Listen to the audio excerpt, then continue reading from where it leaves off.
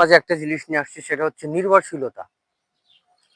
বর্তমানে অনেকে আছে যে যে কোনো একটা বিষয়ের উপর নির্ভরশীলতা হয়। যখন এখন সবাই নির্ভর হচ্ছে হলো ফেসবুকের দিকে, যে ফেসবুক থেকে আমি এখানে ফেসবুকে কাজ করব, এখান থেকে টাকা আসবে, আর্ন করব, এইভাবে। কিন্তু দেখেন ভাই, আপনি ফেসবুকে নির্ভরশীলতা হয়েছেন ঠিক আছে, কিন্তু আপনি এখান থেকে যদি কোনো কিছু না পান, তাহলে তখন কি করবেন? এজন্য আমরা আমাদের কাজের পাশাপাশি আমরা ফেসবুকে সময় দেব। আমাদের যে প্রধান যে কাজটা আছে, অনেকে চাকরিজীবী, অনেকে ব্যবসায়ী, অনেকে জমিতে কাজ করে।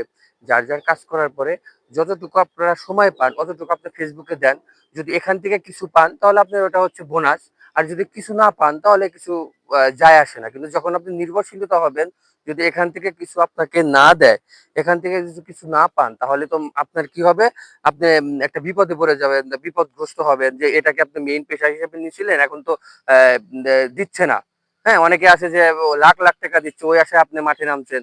না, ওরকম করা যাবে না। আমরা ফেসবুকে নির্ভরশীলতা না হয়ে আমরা আমাদের মেইন কাজগুলো করি, আর ফেসবুককে পাশে রেখে ফেসবুকে সময় দেই, তাহলে আপনার এটাই ভালো হবে।